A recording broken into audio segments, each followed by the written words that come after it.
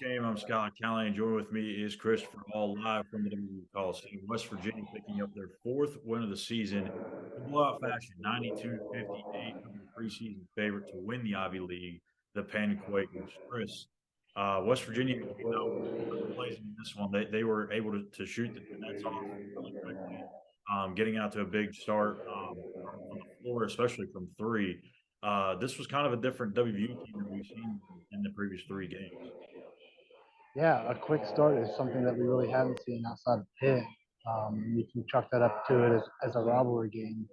Um, this could have been labeled as a trap game, really, when you think about it. You mentioned that Penn, they were the preseason pick to win the Ivy, but they started 1-3.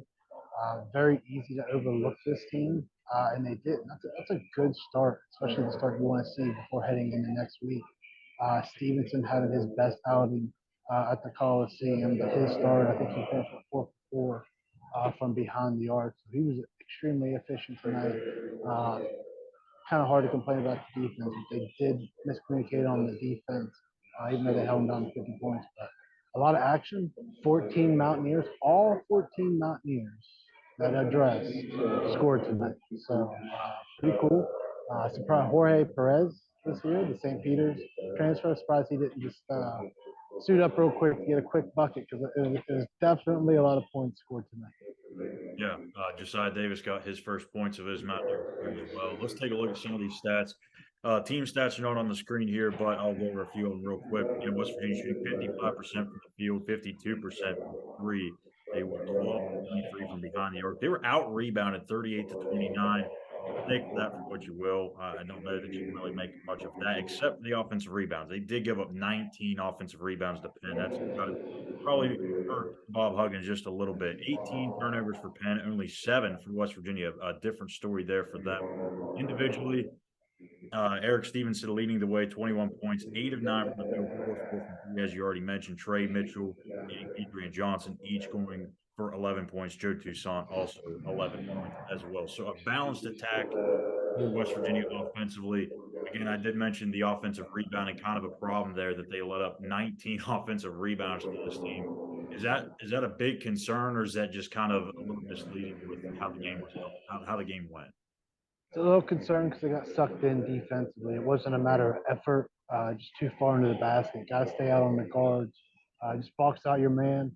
Simple fix. It's something that's really not been a problem, although they haven't dominated the boards at all. But a lot of those are long rebounds. It's on the guards. Uh, they've got to clean that up. Just stay out there, stay on your man. Don't let him buy you because those are a lot of times you'll see it. Those long rebounds, scoop it up with a little running one-hander there and pop it in. So yes, it is a concern, but the concern is not effort. Fundamentals. You got to stick with fundamentals. 4 games in, West Virginia is not allowed more than 58 points in a single game. That defense is playing extremely well, but if they can shoot the ball like this, how good can this team be? I still, it's nothing to get excited about right now. This is these 4 teams that Pitt is the only outlier of the Power Five, and they had guys hurt. So playing guys that are as fast, strong, as tall, long, et cetera, et cetera. So it's good, though. How many times have we seen over the years that they missed open shots? So it's good that they're Against these making teams. shots. Yes. So it is good that they're making the shots this early in the year. But I don't want to get too excited about these stats because again, yes, Penn was predicted to win the Ivy, but the Ivy League's not that good. Although Colgate just beat Syracuse last week, or maybe it was the beginning of this week.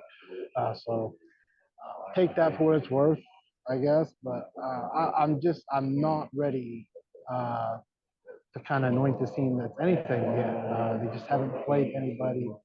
Big test this week. They do look good. I know I said early in the week that, when's the last time you felt good about a West Virginia basketball team 4 games?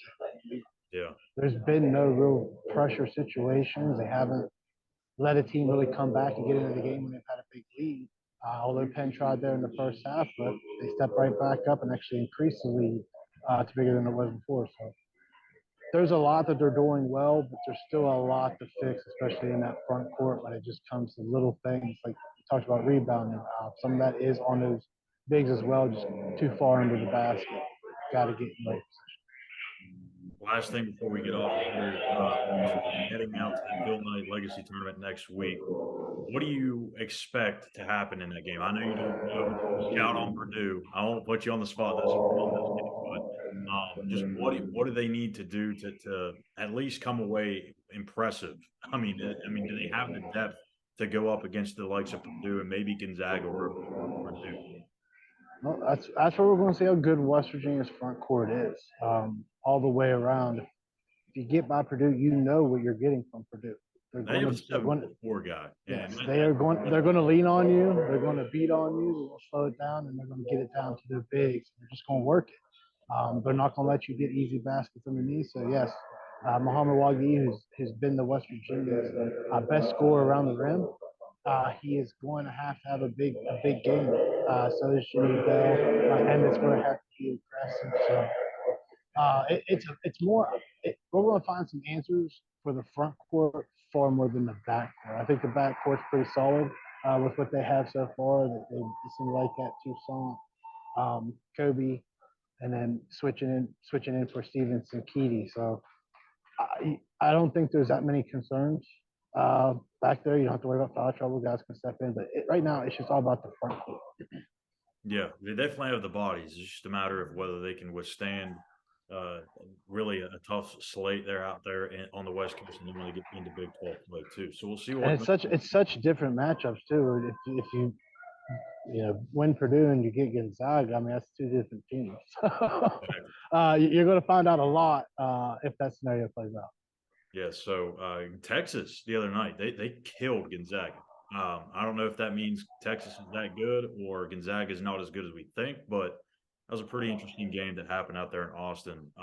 Maybe Gonzaga is going to be a future Big 12 member too. So, anyways, we'll talk about more of that stuff later on. West Virginia again, 92-58 over Penn. They moved to 4-0. Bob Huggins, career win number 920, now moves into third all time on the win list. West Virginia playing Purdue next Thursday, 10 o'clock, ESPN2. It's going to be a late one. But this could be a big start to what could be a very successful weekend next week out west. So for Christopher Hall, I'm Schuyler Callihan. This has been the Mountaineers Now postgame show. We'll be back tomorrow for the postgame show against Kansas State for football. Until then, we'll see you guys later.